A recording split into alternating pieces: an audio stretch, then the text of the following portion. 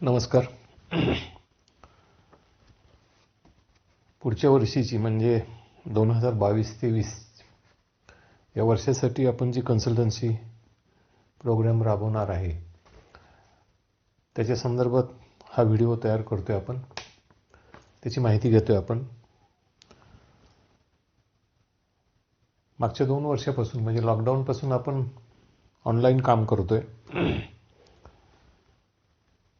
आणि आता इथून पुढे सुद्धा ऑनलाईनच काम राहणार आहे.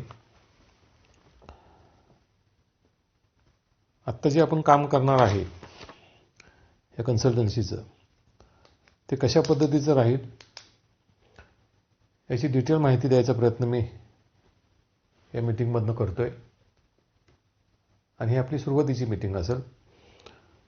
यानंतरच्या रेग्युलर मीटिंग आपल्या चालू होऊन जातील.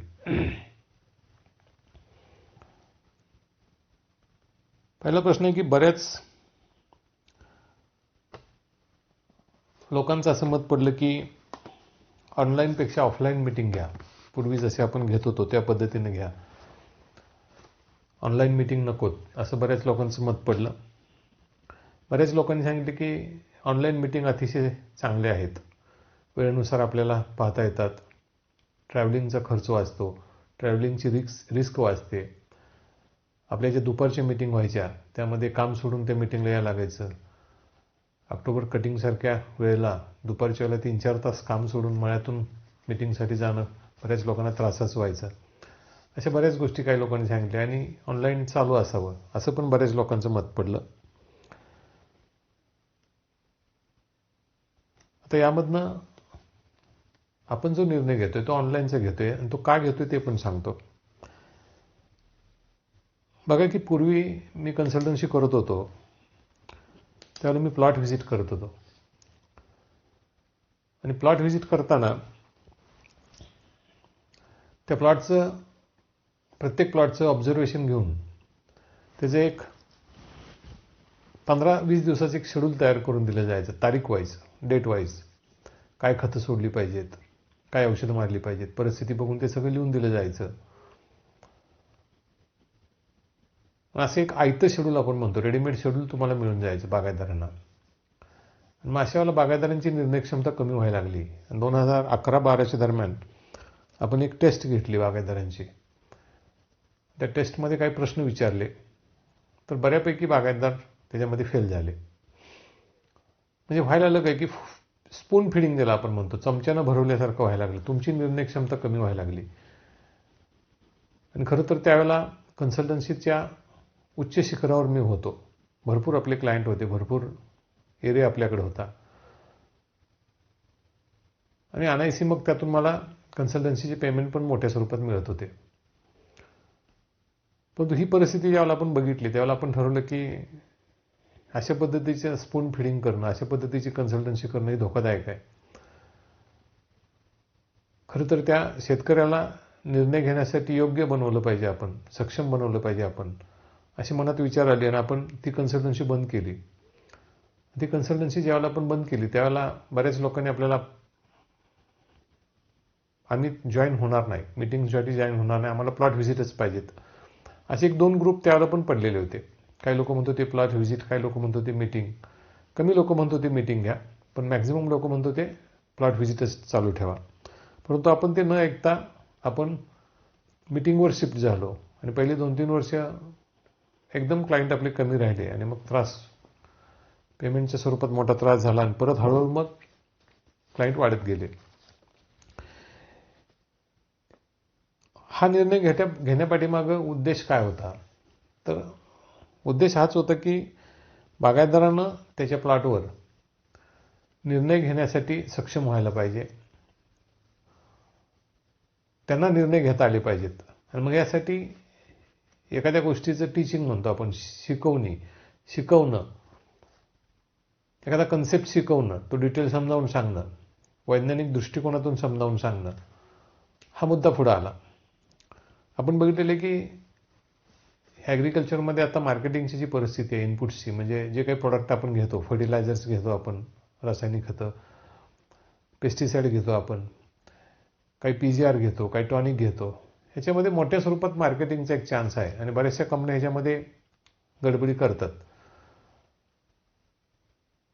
मार्केटमध्ये आलेला प्रत्येक प्रोडक्ट हा काही खराब नसतो, परंतु तो मग वापरायचा कधी, वापरायचा का नाही वापरायचा, हे जे एक निर्णय घेणं गरजेचं असतं. शेजाऱ्याने वापरलं म्हणून मी तो प्रोडक्ट वापरतोय असं होता कामा नये. त्यासाठी त्या प्रोडक्टची डिटेल तुम्हाला समजावून सांगणं, त्या नाण्याच्या दोन्ही बाजू समजावून सांगणं, यासाठी आपण मीटिंग चालू केली. याला आपण कन्सेप्ट क्लिअरिंग असं म्हणतो. मग तुम्हाला जर का तो कन्सेप्ट क्लिअर झाला, तुम्हाला ते जर का समजलं, तरी तुम्हाला एखादा कंपनीवाला येऊन जर काय काय सांगायला लागला, समजा उलटं सुलटं त्याच्या फायद्यासाठी, तर तुम्ही ते ऐकत नाही आणि मग त्यातून आपला फायदा होऊन जातो. आता हे चाललेलं आहे सगळं तुम्हाला पण माहित आहे. म्हणून आपण ह्या निर्णय घेतला की मी कन्सेप्ट क्लिअरिंगचं काम करणार, मी शिकवण्याचं काम करणार, शिक्षण देण्याचं काम करणार. आणि ह्या मीटिंग सुरू झाल्या आणि ते गरजेचं होतं. होत होतं काय की मी तुमच्या प्लॉटवर यायचं, तर एक 5-10 मिनिटं तुमच्या प्लॉटवर मी थांबायचं आणि एक शेड्यूल तयार करून निघून जायचं आणि परत 15-20 दिवसानंतर परत तुमच्या प्लॉटवर मी येणार. त्या 15-20 दिवसाच्या पिरियडमध्ये तुम्हाला बरीच लोक भेटत राहतात, तुमचे मित्रमंडळी भेटत राहतात, शेजारी पाजारचे बागायतदार भेटत राहतात, दुकानदार भेटत राहतात, कंपनीवाले भेटत राहतात, कंपनीचे मोठमोठे सेमिनार चालू असतात. आणि यातून परत तुम्ही गडबडून जाता आणि परत चुका वाढत जातात. त्यासाठी आपण हा निर्णय घेतला की आपण मीटिंग चालू ठेवणार आणि ऑफलाईन मीटिंग आपण चालू केल्या. नाशिकमध्ये आपले 7 ग्रुप होते, सांगलीमध्ये 2 ग्रुप होते आणि सुरू झालं सगळं काम. आणि त्याच पिरियडमध्ये करोनाचा कालावधी सुरू झाला आणि ह्या मीटिंग बंद झाल्या. मग एक ऑनलाईन मीटिंग घेण्याचं एक शस्त्र आपल्या हातामध्ये सापडलं. 1 वर्ष आपण झूमवर हे मीटिंग घेतल्या आणि त्यानंतर आता ह्या पद्धतीनं आपण मीटिंग घेतोय. आता मागच्या 2 वर्षामध्ये ज्यावेळेला आपण ऑनलाईन मीटिंग घ्यायला लागलो, त्यावेळेला बरेचसे नवनवीन सभासद पण आपल्याला मिळत गेले, वाढत गेले. बरेचसे जुने सभासद परत ऑनलाईन मीटिंग आहे म्हणून सोडून पण गेले. आता या केसमध्ये ज्यावेळेला ऑनलाईन मीटिंग चालू झाल्या, तर या केसमध्ये एक महत्त्वाचा मुद्दा असा झाला की प्रत्येक आठवड्याला आपण ऑनलाईन मीटिंग घ्यायला लागलो. पूर्वी आपण 15 ते 20 दिवसात एक मीटिंग घेत होतो, परंतु आता प्रत्येक आठवड्याला आपल्या मीटिंग सुरू झाल्या. आणि ह्या मीटिंग घेताना तो कन्सेप्ट आपण क्लिअर करून द्यायला चालू केला. पण नवीन सभासद आपल्याला अटॅच झालेले होते, काही जुने सभासद होते. त्यांनी या मीटिंगच्या अनुषंगाने जी कामं करत गेले, पावलं उचलत गेले, त्यातून ते बेनिफिट त्यांना मिळत गेले. परंतु मागच्या 2 वर्षामध्ये जर आपण बघितलं तर सांगलीसारख्या एरियामध्ये, सोलापूरसारख्या एरियामध्ये आपले जे सभासद आहेत, या सभासदांनी पानदेट परीक्षण आणि माती परीक्षणावर जास्त जोर दिला. त्या मानानं आपल्याला नाशिकमधून तो रिस्पॉन्स नाही मिळाला. आपली जी मेन कन्सल्टन्सी आहे ती आता पानदेट आणि सॉइल अनालिसिस रिपोर्टवर त्या प्लॉटचं रासायनिक खतांचा सेटअप करत जाणं, त्याचबरोबर जे जुने बागायतदार आहेत, ज्यांच्या एकाच जमिनीच्या तुकड्यावर 10-20 वर्ष आपण शेती करतोय, द्राक्ष शेती, त्या जमिनी ज्या खराब झालेत त्या कशा सुधरवायच्या, अशी 2 कामं एका वेळेला चालू होती आपली. आणि यामध्ये सांगलीच्या लोकांनी, पर्टिक्युलरली सांगली आणि सातारच्या लोकांनी रिस्पॉन्स एकदम चांगला दिला. आणि यामध्ये ॲनालिसिस रिपोर्ट लिहिणं किंवा त्याचं एक शेड्यूल तयार करणं, हे काम आमचं मोठ्या स्वरूपात वाढून गेलं. येणाऱ्या वर्षासाठी सुद्धा असा अंदाज आहे की बरेच लोक सांगली आणि सातारमधली ह्या पानदेट परीक्षणावर काम करतील. आणि ते एक लोड आमच्यावर जास्त राहतो की वर्षा ॲग्रोमध्ये ज्यावेळेला तुमचं सॅम्पल जातं, ते सॅम्पल तयार झालं, त्याचा रिपोर्ट तयार झाला की तो आमच्या टेबलवर येऊन जातो आणि तो लवकरात लवकर आम्हाला तुमच्यापर्यंत पोहोचवायचा असतो. कारण त्याच्यावरच तुमच्या त्या प्लॉटचं पुढचं 1.5 महिन्याचं रासायनिक खतांचं शेड्यूल अवलंबून असतं. हा रिपोर्ट जो आमच्याकडे आला आहे, तो लवकरात लवकर तुमच्यापर्यंत पोहोचवणं, तो लिहून त्याचं एक शेड्यूल तयार करून, याचं टेन्शन आम्हाला बऱ्यापैकी राहतं. आणि ह्या 2 वर्षामध्ये जसं ऑनलाईन काम सुरू झालं, तसे रिपोर्टची संख्या वाढत गेली.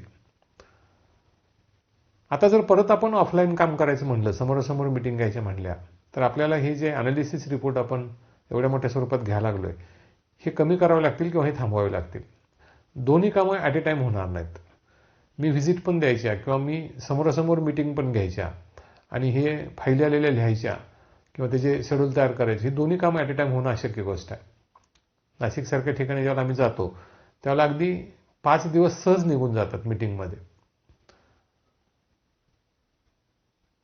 आणि मग त्या 5 दिवसामध्ये येऊन टेबलवर पडलेल्या ज्या फायली असतात ना, तो नाशिकची ट्रिप झाल्यानंतर आल्यानंतर परत ते उरकणं मुश्किल होऊन जातं आणि त्या मग वेळेत लोकांच्यापर्यंत पोहोचत नाहीत. हा एक मेजर प्रॉब्लेम आहे. पूर्वी एवढे सॅम्पल रिपोर्ट आपल्याकडे येत नव्हते, त्यामुळे आपण 1 to 1 मीटिंग घेऊ शकत होतो. परंतु आता सॅम्पल रिपोर्टवर जास्त लोक शिफ्ट झाल्यामुळं आपण आता 1 to 1 भेटू शकत नाही. एवढं ट्रॅव्हलिंग आम्ही करायला लागलो, तेवढा वेळ जर वाया जायला लागला तर त्या फाईल लिहिणं अवघड होऊन जाईल, कदाचित शेड्यूल तयार करणं अवघड होऊन जाईल. आणि त्यासाठी आपण हा निर्णय घेतलेला आहे की आपण इथून पुढे ऑनलाईनच मीटिंग घेणार आहे. दुसरा एक महत्त्वाचा मुद्दा आहे की गेल्या 2-3 वर्षापासून जर आपण बघितलं तर ही द्राक्ष इंडस्ट्रीची परिस्थिती भयंकर फास्टर खराब व्हायला लागलेली आहे. आणि खरं तर याची सुरुवात काय या 2-3 वर्षामध्ये झालेली नाही. ही इंडस्ट्री बर्बाद व्हायचं किंवा ह्या इंडस्ट्री धोक्यामध्ये जायचं हे बऱ्याच दिवसापासून काम चालू आहे. फक्त ते आपल्याला आत्ता जाणवायला लागलं, ह्या 2-3 वर्षामध्ये जाणवायला लागले की अरे बाबा गडबड झालेली आहे काहीतरी आपल्या प्रोडक्शनमध्ये किंवा ह्या इंडस्ट्रीमध्ये. परंतु याची जी पावलं उचलली गेली ह्या बर्बादीची, ती बऱ्याच वर्षापूर्वी उचलली गेलेली आहेत. आपले जे जुने क्लायंट आहेत त्या लोकांना आम्ही 4-5 वर्षापूर्वी सांगितले होते की 10 वर्ष फक्त ह्या इंडस्ट्रीची राहिलेली आहेत. आता जर का बघितलं तर 5 ते 6 वर्ष फक्त राहिलेली आहेत या इंडस्ट्रीची. इंडस्ट्री संपण्याची शक्यता वाटायला लागली आपण जर वेळीच जागा झालो नाही तर. ह्या 2-3 वर्षामध्ये लोक किंवा शेतकरी सांगायला लागलेत की बाबा ही परिस्थिती डेंजर आहे. परंतु हे इंडिकेशन किंवा ही परिस्थिती अशी येणार आहे याचा एक सिग्नल आपण 6-7 वर्षापूर्वीच दिलेला होता. ही मीटिंग जे जुने क्लायंट बघतायत त्यांना माहीत असेल. याचा अर्थ तो सिग्नल देऊन आपण शांत राहिलेलो नव्हतो. तो सिग्नल कदाचित तुम्हाला पटलेला नसेल त्यावेळेला. 6-7 वर्षापूर्वी ज्याला मी बोललो की ह्या इंडस्ट्रीची भयंकर कमी वर्ष आता राहिलेली आहेत, ही इंडस्ट्री बर्बाद व्हायच्या मार्गावर आहे, त्यावेळेला कदाचित तुम्हाला ते पटलं नसेल. परंतु आज तुम्हाला ते पटायला लागलं. ह्याचा अर्थ 5-6 वर्षापूर्वी आम्ही ही बर्बाद होणार आहे इंडस्ट्री त्या पद्धतीनं पावलं टाकायला चालू केलेली होती की बाबा आपले क्लायंट वाचले पाहिजे त्याच्यामध्ये. मग याच्यामध्ये काय झालेलं होतं, ह्या मागच्या 7-8 वर्षामध्ये काय घडलेलं होतं किंवा 7-8-10 वर्षामध्ये काय घडत होतं की जेणेकरून ही इंडस्ट्री बर्बाद होणार होती जशी आज झालेली आहे. त्याच्यामध्ये पहिला मुद्दा होता की जमिनीकडे आपण जास्त दुर्लक्ष करत होतो. सातत्याने एकाच जमिनीवर जे शेतकरी शेती करतायत त्या ठिकाणी सातत्यानं आपण रासायनिक खतांचा वापर करतो, सातत्यानं आपण इरिगेशन वॉटरचा वापर करतो पाण्याचा, आणि त्या पाण्यामधून जाणारे क्षार, पाण्यामधून जाणारे कार्बोनेट्स, बायकार्बोनेट्स, रासायनिक खतांचा भडीमार, याच्यामुळे त्या जमिनी हळूहळू खराब होत जातात. याच्याकडे आपण दुर्लक्ष करून टाकलं होतं आणि त्याचे परिणाम पण आज आपण भोगतोय. त्याचबरोबर नवीन व्हरायटी ज्या म्युटेशनच्या आल्या मार्केटमध्ये त्याला आमचा पूर्णपणे त्यावेळेला देखील विरोध होता आणि आज पण विरोध आहे. क्रॉस व्हरायटी ह्या कायम स्टँडर्ड व्हरायटी असतात की ज्या व्हरायटींचे आईबाप माहीत आहेत, क्रॉस केलेला आहे, अशा व्हरायटी कायम स्टँडर्ड राहतात. परंतु म्युटेशनच्या माध्यमातून तयार झालेल्या व्हरायटी असतात. काहीतरी वेगळं दिसलं प्लॉटमध्ये आणि ती काडी काढून मी नवीन झाड तयार केलं आणि त्यापासून नवीन नर्सरी किंवा नवीन व्हरायटी तयार केली, ह्याला आपण म्युटेशन म्हणतो. ह्या व्हरायटी अतिशय धोकादायक असतात. बाहेरच्या देशात सुद्धा म्युटेशनच्या व्हरायटी वापरल्या जातात. परंतु ज्यावेळेला म्युटेशन होतं, घडतं, त्यानंतर ती व्हरायटी अंडर ऑब्झर्वेशन 5 ते 6 वर्षापर्यंत किंवा 8-8 वर्षापर्यंत ठेवली जाते. मल्टी लोकेशन ट्रायल त्या व्हरायटीच्या घेतल्या जातात, भले त्या म्युटेशनच्या असल्या तरी. मल्टी क्लायमॅटिक ट्रायल्स घेतल्या जातात, वेगवेगळ्या जमिनीमध्ये त्या लावून बघितल्या जातात, वेगवेगळ्या क्लायमॅटिक कंडिशनमध्ये लावून बघितल्या जातात आणि सलग एक 7-8 वर्ष त्याचा रिस्पॉन्स बघितला जातो. आणि मग सगळ्या ठिकाणी ती व्यवस्थितपणे रिस्पॉन्स करत असेल तर ती व्हरायटी जरी म्युटेशनची असली तरी शेतकऱ्यांना दिली जाते. परंतु आपल्याकडे यातलं काहीच घडताना दिसत नाही. आपल्याकडे फक्त व्हरायटी येत आहेत. 2 वर्ष झाली की 1-2 व्हरायटी येतात, 2 वर्ष झाली की 1-2 व्हरायटी येत आहेत. याचा अभ्यास ना ती व्हरायटी काढणारी लोक करतायत ना बाहेरची लोक करतायत. आणि याच्यामध्ये आपण मोठ्या स्वरूपात फसलो की ज्याच्यामध्ये बर्बादी सुरू झाली आपली. आणि हे खरं तर मागच्या वर्षापर्यंत किंवा त्याच्या मागच्या वर्षापर्यंत जाणवत नव्हतं बागायतदारांना, पण यावर्षी आता मात्र हे जाणवायला लागलं. ज्या व्हरायटी चांगल्या रेटनं विकल्या जातात, भरपूर रेटनं विकल्या जातात, हे जे आपण मिरवत होतो डोक्यावर घेऊन त्या व्हरायटींना, त्या व्हरायटींची यावर्षीचे रेट काय झाले आपण सगळ्यांनी बघितलेले आहेत. आणि ह्याच्यापेक्षा वाईट परिस्थिती कदाचित पुढच्या वर्षी होईल. ह्या म्युटेशनच्या व्हरायटी प्रोडक्शनमध्ये अक्षरशः जीव खाऊन जातात आपल्या. अति त्रास होऊन जातो, अति खर्च होऊन जातो, अति प्रॉब्लेम येतात या व्हरायटीमध्ये म्युटेशनच्या. तुम्ही थॉम्सन सारखी व्हरायटी बघितली तर प्रोडक्शनला किती सोपी व्हरायटी आहे. परंतु या लांब महिन्याच्या व्हरायटी बघितल्या तर अगदी माल लागण्यापासून प्रॉब्लेम चालू होऊन जातात. गळकुजीचे प्रॉब्लेम, क्रॅकिंगचे प्रॉब्लेम, कितीतरी प्रॉब्लेम आहेत, बेरी ड्रॉपिंगचे प्रॉब्लेम. आणि ह्याच्यामध्ये खरं तर आपण अडकून गेलो आणि त्याच वेळेला आपण ह्या व्हरायटी ऍक्सेप्ट केल्या, त्याच वेळेला आपली बरबादी सुरू झालेली होती. त्याचबरोबर पीजीआरचा वापर आपण अतिरेक वापर करत गेलो, अंधाधुंदी वापर करत गेलो. हे देखील कारण ह्या बरबादीला कारणीभूत आहे. त्याचबरोबर वाढलेला खर्च, हे जे इनपुट्स आपण वापरतो, हे इनपुटचा जो खर्च प्रत्येक वर्षी वाढत जातो, 2-5% हे रेट वाढत जातात. फर्टिलायझरचे रेट वाढतात, पेस्टिसाइडचे रेट वाढतात, मजुरीचे रेट वाढत आहेत. हे सातत्यानं रेट वाढत आहेत. हे एक कारण आपल्या ह्या इंडस्ट्रीच्या बरबादीसाठी महत्त्वाचं मानलं जातं. आणि सगळ्यात महत्त्वाचा मी मुद्दा मानतो की आपण जे माल तयार करतो हे विकण्यासाठी मार्केटमध्ये जे व्यापारी आलेले आहेत, हे व्यापारी अतिशय अडाणी व्यापारी आहेत किंवा अतिशय फालतू व्यापारी आहेत. एखादा बिझनेस कसा करावा, त्या बिझनेसला कसा न्याय द्यावा, याच्याविषयी ह्या लोकांच्याकडे बिलकुल कल्पना नाही. एवढं महागडं पीक जर आपण तयार करतोय, एवढं महागडं क्रॉप आपण जर तयार करतोय, तर ते क्रॉप किंवा त्याचा माल मार्केटमध्ये विकणारा आपला व्यापारी सुद्धा त्या लायकीचा पाहिजे, त्या तयारीचा पाहिजे. पण आपण आज मार्केटमध्ये बघतोय की फालतू लोक ह्या मार्केटमध्ये शिरले, ह्या लाईनमध्ये शिरले व्यापाऱ्याच्या.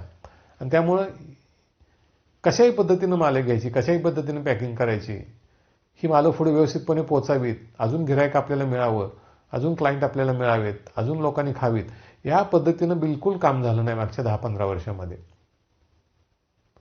कुणाला गावात काहीच जमत नाही, तर लोकांनी हातात अंगठ्या घालायच्या आणि ते येऊन धंदा करायचा, असली परिस्थिती झाली. आणि आपण ह्यांच्यावर विसांबून बसलो. एक गाडी भरल्यानंतर मला 10,000 रुपये कमिशन मिळालं, माझा विषय संपला, अशा पद्धतीची ही लोक आहेत. परंतु त्या शेतकऱ्याचा तो माल कुठल्या पद्धतीचा आहे, तो कुठल्या मार्केटला जायला पाहिजे, कशा पद्धतीने विकायला पाहिजे, त्याचं पॅकिंग कशा पद्धतीने करायला पाहिजे, हे जे बारकावे पाहिजे होते ते ह्या लोकांच्यात राहिले नाहीत. कारण ही सगळी अडाणी लोक होती आणि अजून पण आहेत ती. या लोकांनी नको त्या गोष्टी शेतकऱ्यांच्या डोक्यामध्ये गाठल्या. लांबीच पाहिजे, फुगवणच पाहिजे, आणि त्याच्या हव्यासपोटी आपण ह्या टॉनिकचा, पीजीआरचा अतिरेक भडीमार करत राहिलो आणि यामध्ये टेस्ट पूर्णपणे निघून गेली. आज ती परिस्थिती आपण बघतोय की मार्केटमध्ये लोक द्राक्ष खायला तयार नाहीत. म्हणजे क्वालिटी कशी असावी हे तर व्यापाऱ्यांनी खरं शेतकऱ्यांना समजावून सांगायला पाहिजे होतं, पण तसं काम झालं नाही. आणि हे सगळे अडाणी लोक या धंद्यामध्ये आल्यामुळं, या धंद्यामध्ये पूर्वी जे चांगली लोक होती की जी व्यवस्थितपणे काम करायची, ती लोक सगळी या धंद्यातून बाहेर गेली.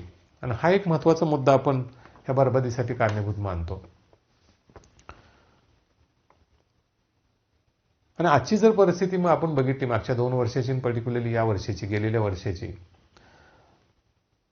तर खरंच कन्सल्टन्सी करणं अवघड होऊन बसायला लागलंय. कारण ह्याचे वेगवेगळे पैलू आहेत आणि त्या प्रत्येक पैलूला न्याय देणं एखाद्या कन्सल्टंटकडनं अशक्य होऊन बसतं.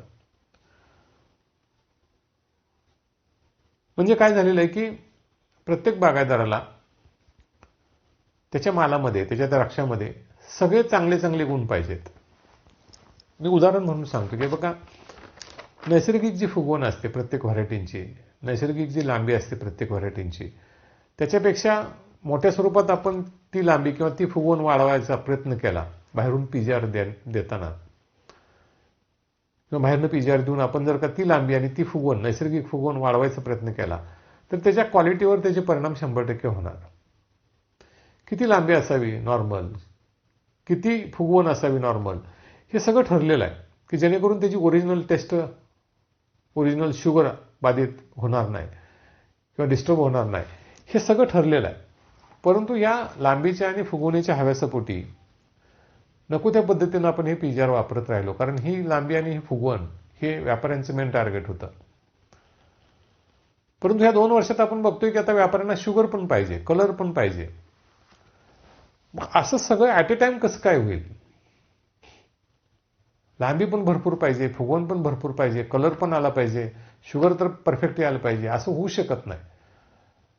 त्यामुळे कन्सल्टंट म्हणून आपण प्रत्येक गुणाला न्याय देऊ शकत नाही किंवा त्या बागायतदाराला प्रत्येक गुणासाठी आपण मदत नाही करू शकत. आणि हीच गोष्ट खटकते की हे शेतकरी सुद्धा समजून घ्यायला तयार नाहीत.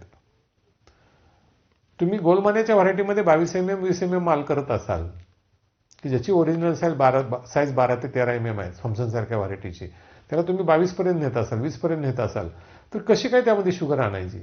तशी आपली क्लायमॅटिक परिस्थिती आहे का महाराष्ट्रातली? तेवढे डिग्री डेज मिळतात का? हे सगळं डिटेल आपण पुढे बघणार आहे, परंतु हे अशक्य आहे. हे सगळेच गुणधर्म त्या क्वचित एखादा प्लॉट होऊ शकतो, पण सातत्य मिळवणं काय वेळेला मुश्किल जातं. परंतु मग याची एक उलटी बाजू अशी आहे की आपण यातनं बाहेर पण जाऊ शकत नाही. मी 16-17 mm चा माल केला, 16 mm चा माल केला, परंतु अगदी माझी 19-20 ब्रिक्स आहे, कलर व्यवस्थित आहे, गर चांगला आहे, किपिंग क्वालिटी चांगली आहे, पण मग व्यापारी नेत नाहीत. करायचं काय त्या मालाचं? आणि मी चांगला 22 mm चा माल केलाय, पण शुगरच येणं झाली, हिरवागार माल आहे, तरी व्यापारी नेत नाहीत. करायचं काय त्या मालाचं? म्हणजे चारही बाजूने ह्या अडचणी आहेत. आणि म्हणून मी म्हटलं की कन्सल्टन्सी करताना आता बर्डन जास्त यायला लागले, प्रेशर जास्त यायला लागले, त्रास जास्त व्हायला लागलाय. आणि हा त्रास बऱ्याच वेळेला सोसण्याच्या पलीकडे जातो. मग ह्यातून बाकीचे पण मुद्दे परत येतात. मी बरेचसे क्लायंट असे बघितलेले आहेत की जे आम्ही सांगतो की जेव्हा काही इन्स्ट्रक्शन देतो ते 100% फॉलोअप बिलकुल होत नाहीत. अगदी काही 10% 15% फक्त फॉलोअप केलं जातं.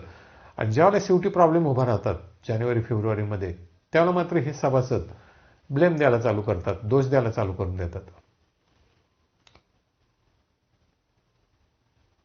परंतु ही गोष्ट मी परत सांगतो की ही इंडस्ट्री बरबादीकडे चाललेली आहे. ह्या इंडस्ट्रीची बरबादी अटळ आहे, होणारच. यातून जर वाचायचं असेल, स्टेबल राहायचं असेल, स्थिर राहायचं असेल काही वर्षांसाठी, कारण हे बघा की 100 शेतकरी आहेत तर 100च्या 100 आत्ता अडचणीमध्ये आहेत. याचा अर्थ ही अडचण अजून वाढत जाणार आहे आणि कदाचित 2-3 वर्षानंतर हे 100च्या 100 शेतकरी बागा तोडून टाकणार आहेत, कारण ते परवडायच्या पलीकडे असणार आहे.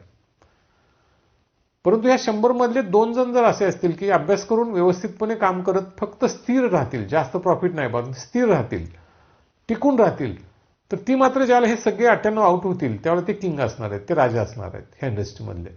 आणि आपल्याला आता तेच करायचं आहे की आपल्याला टिकून राहायचं आहे, डिस्टर्ब होऊन द्यायचं नाही, टिकून राहायचं आहे. आणि यासाठी तुमची निर्णय क्षमता व्यवस्थित असणं गरजेचं आहे. आणि म्हणून आपण कन्सेप्ट क्लिअरिंगची मीटिंग घेतो, माहिती द्यायचा प्रयत्न करतो.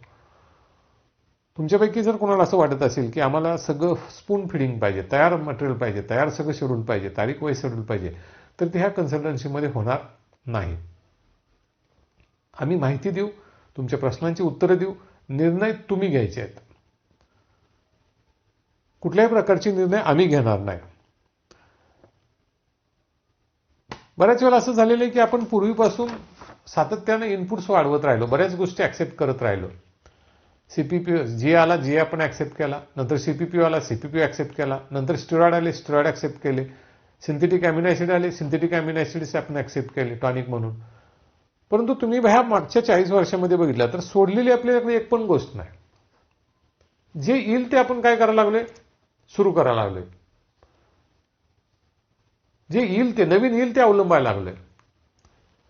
आणि हे सगळं नवीन घेत घेत घेत एक साठा इतका मोठा झाला की तिथं आपल्याला सरळ दिसतं की खर्च वाढून गेलेला आहे.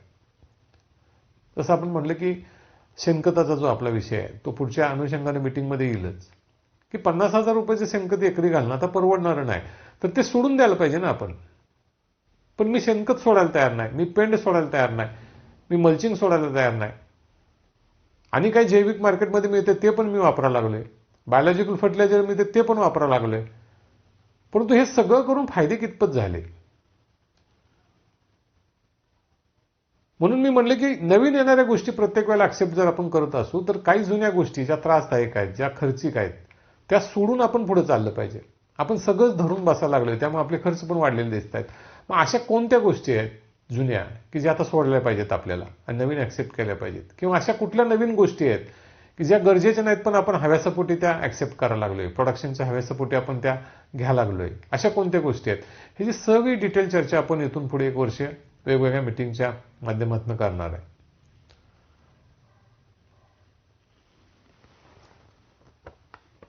आता ही कन्सल्टन्सी कशा प्रकारे राहील तुम्हाला मी सांगून देतो. जुन्या लोकांना माहिती आहे नवीन लोक आता ही मीटिंग बरेच लोक बघतायत. तर याचे 3 टप्पे आहेत ॲक्च्युली. पहिला टप्पा आहे तो म्हणजे मीटिंग घेणं. जसं आपण आता मीटिंग घेतो असे मीटिंग घेणं. आणि या मीटिंगच्या माध्यमातून तुमचं ज्ञान प्रबोधन करणं, तुम्हाला वेगवेगळे कन्सेप्ट क्लिअर करून देणं, वेगवेगळी माहिती देणं, शास्त्रीय माहिती देणं, ती समजावून सांगणं तुमच्या भाषेमध्ये, हा ह्याचा पहिला मुद्दा आहे. मग ह्याचे मीटिंग जे असतात ना, ह्या मीटिंग आपण आठवड्यातनं एकदा घेतो, पण त्याचे 2 भाग करतो. कारण काय असतं की पूर्वी आपण एक भाग करत होतो, प्रत्येक सोमवारी आपली मीटिंग असायची. परंतु मीटिंग बऱ्याच वेळेला लांबतात. एखादा कन्सेप्ट, महत्त्वाचा कन्सेप्ट असेल, समजा शेणखताचा कन्सेप्ट असेल, तर काय वेळेला 1.5 2 तासाची मीटिंग होऊन जातात. मग ह्या मोबाईलच्या स्क्रीनवर 2 तासाची मीटिंग बघणं हे इतकं सोपं काम नाही. छोटी स्क्रीन असते मोबाईलची, त्यावर कंटिन्यूस आपण 2 तास मीटिंग बघणं, 1.5 तास मीटिंग बघणं, हे इतकं सोपं काम नाही. टीव्हीच्या स्क्रीनवर बघणं सोपं काम आहे. आपण 3 तासाची पिक्चर पण बघतो, 2.5-3 तासाचे. परंतु मोबाईल स्क्रीनवर एवढा मोठी मीटिंग बघणं काय वेळा त्रासदायक होऊन जातं. त्यामुळे आपण काय केलेलं आहे की एकाच मीटिंगचे 2 भाग करतो. एक सोमवारी दाखवतो आपण, एक भाग देतो तुम्हाला, आणि एक मंगळवारी देतो. ह्याचा अर्थ प्रत्येक सोमवारी आणि मंगळवारी मीटिंग होत राहणार. परंतु यामध्ये परत 2 प्रकार आहेत, 2 भाग आहेत. ते म्हणजे या आठवड्यामध्ये सोमवारी आणि मंगळवारी समजा माहितीची मीटिंग झाली, कन्सेप्ट क्लिअरिंगची मीटिंग झाली, तर मंगळवारची मीटिंग संपल्यानंतर किंवा संपते त्यावेळेला आपण शेवटी सांगतो की आता पुढची मीटिंग आपली प्रश्नोत्तराची असणार आहे. पुढच्या सोमवारी आणि मंगळवारी प्रश्नोत्तराची मीटिंग असणार आहे. त्यामुळे तुमच्या मनामध्ये त्यावेळेला जे प्रश्न आहेत ते प्रश्न लगेच काय करायचे, दुसऱ्या दिवशी तुम्ही तुमच्या ग्रुपवर लिखित स्वरूपात पाठवायचे, शुक्रवारी सायंकाळपर्यंत, येणाऱ्या शुक्रवारी सायंकाळपर्यंत. समजा आज मंगळवारची आपली कन्सेप्ट क्लिअरिंगची मीटिंग झाली, माहितीची मीटिंग झाली, तर तुम्ही बुधवार, गुरुवार आणि शुक्रवार ह्या 3 दिवसामध्ये तुमच्या मनामध्ये जे प्रश्न आहेत ते प्रश्न तुमच्या ग्रुपवर टाकायचे. मग हे जे काही 8-10 ग्रुप आहेत आपले, त्या ग्रुपवरचे सगळे प्रश्न एकत्र केले जातात आणि त्या प्रश्नावर पुढच्या सोमवारची आणि मंगळवारची मीटिंग घेतली जाते. परंतु जे प्रश्न आपण पाठवतो ते प्रश्न कसे पाहिजेत, तर त्या वेळेशी संबंधित पाहिजेत. समजा आपल्या एप्रिल कटिंगच्या मीटिंग चालू आहेत, गर्भधारणेच्या मीटिंग चालू आहेत, किंवा सटकेंच्या मीटिंग चालू आहेत, आणि तुम्ही ऑक्टोबर कटिंगचं डिपिंग कसं करायचं, जीए कसा वापरायचं हे विचारत असाल तर तसं नको आहे. त्या वेळेशी संबंधित, त्या कालखंडाशी संबंधित असणारे जे प्रश्न आहेत ते प्रश्न तुम्ही तुमच्या ग्रुपवर टाकले की त्याची सगळी उत्तरं तुम्हाला सोमवारी आणि मंगळवारची मीटिंगमध्ये दिली जातात. आणि मग त्याच्या पुढच्या सोमवारी परत मंगळवारी आपली परत माहितीची मीटिंग होऊन जाते. अशा कंटिन्युअस मीटिंग चालू असतात. इमर्जन्सी जर काही प्रॉब्लेम आले, समजा कुठं गारपीट झाली, कुठं पाऊस पडले, असे काही इमर्जन्सी प्रॉब्लेम आले, कुठं वादळ झालं, तर त्यासाठी परत एक्स्ट्रा मीटिंग घेतल्या जातात. जशी वेळ मिळेल त्या पद्धतीने एक्स्ट्रा मीटिंग घेतल्या जातात. किंवा एखाद्या ग्रुपमध्ये जर असा काही कॉल आला की आम्हाला ही मीटिंग थोडीफार परत, त्यातले काही मुद्दे आम्हाला कळलेले नाहीत, त्या मुद्द्यावर परत आम्हाला एखादी मीटिंग पाहिजे, महत्त्वाचं आहे, तर आपण एखादी एक्स्ट्रा मीटिंग ह्या दरम्यान पण घेऊ शकतो. तशी जर का गरज पडली असेल, तर तुमच्याकडनं तशी मागणी होत असेल तर आपण ती एक्स्ट्रा मीटिंग पण घेऊ शकतो. दुसरा जो मीटिंगचा कन्सल्टन्सीचा प्रकार आहे किंवा दुसरा जो भाग आहे कन्सल्टन्सीचा, तो म्हणजे एक शेड्यूल देणं. आपण प्रत्येक वर्षीची परिस्थिती उद्भवते किंवा साधारणपणे यावर्षी एप्रिल कटिंगची परिस्थिती कशी असेल, क्लायमॅटिकची, टेम्परेचर किती जाईल, पाऊस पडायची शक्यता आहे का उन्हाळ्याच्या दिवसामध्ये, याचे गर्भधारणेवर काय परिणाम होतील का, हे एक अंदाज घेतले जातात. मेट्रोलॉजिकल डाटा घेतला जातो, काही ज्योतिषशास्त्राचा आधार घेतला जातो थोडाफार. असा आधार घेऊन एक शेड्यूल तयार केलं जातं. त्याच पद्धतीनं ऑक्टोबरचं पण केलं जातं. ऑक्टोबरचं शेड्यूल आपण जुलै महिन्यामध्ये कंप्लीट करतो की साधारणपणे पुढच्या वर्षी ऑक्टोबर नंतर, सप्टेंबर नंतर क्लायमॅटिक कंडिशन्स कशा राहतील, पाऊस किती एक्सटेंड होईल, ह्याचे अंदाज थोडेफार घेतले जातात. अर्थात हे परफेक्ट होत नाही, मला पण माहिती आहे, पण हे जे अंदाज घेतले जातात आणि ते मी म्हणलं असं मेट्रोलॉजिकल डाटा पण घेतला जातो हवामान खात्याकडून किंवा हवामान शास्त्रज्ञांच्याकडून, आणि इकडे ज्योतिषशास्त्राचा पण थोडाफार आधार घेऊन यातून काय होईल याचा एक अंदाज बांधला जातो आणि त्या पद्धतीनं मग ऑक्टोबरचं शेड्यूल तयार केलं जातं. आणि ते ऑक्टोबर कटिंगच्या 2 महिने 1.5 महिने अगोदर तयार केलं जातं. आता हे जे एप्रिलचे आणि ऑक्टोबरचे शेड्यूल तयार करतात किंवा केले जातात, त्यामध्ये कॉस्टिंगचा एक महत्त्वाचा भाग येतो. यावर्षी कुठले कुठले औषधांच्या मध्ये किमती वाढलेल्या आहेत, कुठली कुठली नवीन औषधं येणार आहेत, ह्याचा अभ्यास केला जातो. आणि मग त्या शेड्यूलमध्ये ती घालताना आपल्या शेड्यूलचं कॉस्टिंग वाढू नये, एक स्टेबल राहावं, याची बऱ्यापैकी काळजी घेतली जाते. तर हे जे एक शेड्यूल तयार केलं जातं, हे शेड्यूल सगळ्या जमिनीसाठी एकच असतं, सगळ्या व्हरायटीसाठी एकच असतं. सगळ्या झोनसाठी, समजा नाशिक आहे, सातारा आहे, सांगली आहे, सोलापूर आहे, पुणे आहे, सगळ्या झोनसाठी एकच असतं. असं एक शेड्यूल तयार केलं जातं. युरोपसाठी तेच असतं, लोकलसाठी पण तेच असतं. आणि असे एक जनरल शेड्यूल आपण तयार करतो आणि आपल्या ग्रुपवर आपण टाकत राहतो. त्या जनरल शेड्यूलचा पण तुम्ही आधार घेऊ शकता. आणि तिसरा मुद्दा आहे तो म्हणजे सॉईल आणि पीटीओल रिपोर्ट. कन्सल्टन्सीचा तिसरा जो टप्पा आहे तो म्हणजे सॉईल आणि पीटीओल रिपोर्ट. पानदेट अनालिसिस करणं, मातीचं अनालिसिस करणं आणि या दोघांच्या आधारावर त्या प्लॉटचं ज्या वेळेला आपण सॅम्पल काढलेलं आहे तिथून पुढचे 1.5 महिन्याची 2 महिन्याची फर्टिलायझर मॅनेजमेंट करणं, खतांची मॅनेजमेंट करणं, असा एक कन्सेप्ट आहे. हा तिसरा टप्पा आहे आपल्या कन्सल्टन्सीचा आणि हा महत्वाचा टप्पा आहे. बघा की माझ्या जमिनीमध्ये भरपूर पोटॅश आहे, झाड पण माझं भरपूर पोटॅश घेतंय आणि मी उगाच साखर येत नाही म्हणून अजून पोटॅश टाकतोय, तर गडबडी वाढतात. माझ्या जमिनीमध्ये भरपूर मॅग्नेशियम आहे आणि मी तरी अजून मॅग्नेशियमचा वापर करतोय, तर गडबडी वाढून जातात. आणि हा आपला मेजर प्रॉब्लेम आहे. आपण ज्या अन्नद्रव्यांची गरज आहे ते अन्नद्रव्य व्यवस्थितपणे टाकत नाही, व्यवस्थितपणे देत नाही. ज्याची डिफिशियन्सी आहे ती व्यवस्थितपणे आपण भागवत नाही. बऱ्यापैकी जास्त असणारीच अन्नद्रव्य बऱ्याच वेळेला आपण हव्यासापोटी परत टाकून देतो आणि त्याच्यामुळे बऱ्याचशा गडबडी वाढून जातात. आणि यासाठी या रासायनिक खतांचा योग्य वापर, संतुलित वापर व्हावा, या अनुषंगाने हे पीटीओल रिपोर्ट आणि सॉईल रिपोर्ट काढले जातात. आता हे जे पीटीओल रिपोर्ट आणि सॉईल रिपोर्ट आपण जे काढतो ना, हे आम्ही फक्त वर्षा ॲग्रोचे कन्सिडर करतो. हेच फक्त आम्ही बघतो. बाकीच्या लॅबचे पीटीओल रिपोर्ट आणि सॉईल रिपोर्ट आपण बघत नाही. त्याची मी कारणं तुम्हाला येणाऱ्या प्रत्येक मिटिंगमध्ये ज्या ज्यावेळेला आपल्याला वेळ मिळेल त्यावेळेला मी सांगण्याचा प्रयत्न करेल की बाबा वर्षा ॲग्रोचे सॉईल रिपोर्ट आम्ही का मान्य करतो, त्यांचाच पीटीओल रिपोर्ट आम्ही का मान्य करतो. याचा जो मुद्दा आहे तो मी तुम्हाला पुढं जसं मीटिंग चालू होतील तसं क्लिअर करू. तर हा तिसरा टप्पा आहे. पहिला टप्पा कन्सल्टन्सीचा काय की बाबा मीटिंग घ्यायची आहे, कन्सेप्ट क्लिअरिंगची मीटिंग घ्यायची आहे, माहिती सांगायची आहे. दुसरा टप्पा एक जनरल शेड्यूल द्यायचा आहे, ते जनरल आहे, त्याच्यामध्ये चेंजेस करावे लागतात वेळेनुसार. आणि तिसरा टप्पा आहे तो म्हणजे महत्त्वाचा इम्पॉर्टंट टप्पा, तो म्हणजे मातीच्या आणि सॉईल रिपोर्टच्या आधारावर, मातीच्या आणि पानदेटाच्या रिपोर्टच्या आधारावर, अनालिसिसच्या आधारावर त्या प्लॉटचे 1.5 महिन्याचे शेड्यूल तयार करत जाणं. हा तिसरा टप्पा आहे. अशा तिन्ही लेवलवर हे काम चाललेलं असतं. आता बरेच लोक काय म्हणतात की आम्हाला फक्त मीटिंग ऐकायचे आहेत, आम्हाला त्या शेड्यूलचं काही गरज नाही, आम्हाला ते रिपोर्ट पण करायचे नाही. तुम्ही करू शकता. काही लोक म्हणतात आम्हाला मीटिंग ऐकायची आहेत, आम्हाला ते शेड्यूल पण पाहिजे, एक जनरल शेड्यूल, पण आम्हाला काही पानदेट वगैरे करायचं नाही. करू शकता तुम्ही. काही लोक म्हणतात आम्हाला हे तिन्ही गोष्टी करायच्या आहेत, आम्हाला मीटिंग पण ऐकायची आहेत, आम्हाला शेड्यूल पण एक जनरल पाहिजे आणि आम्हाला पानदेट करून त्याच्यानुसार आम्हाला रासायनिक खतांचे डोसेस पण लिहून पाहिजेत. जमीन आमची खराब झाली असेल तर ती पुढच्या 2 वर्षामध्ये कशी सुधारवायची, 4 वर्षामध्ये, त्याची पण आम्हाला माहिती पाहिजे. हा तिसरा टप्पा आहे. आता याच्यामध्ये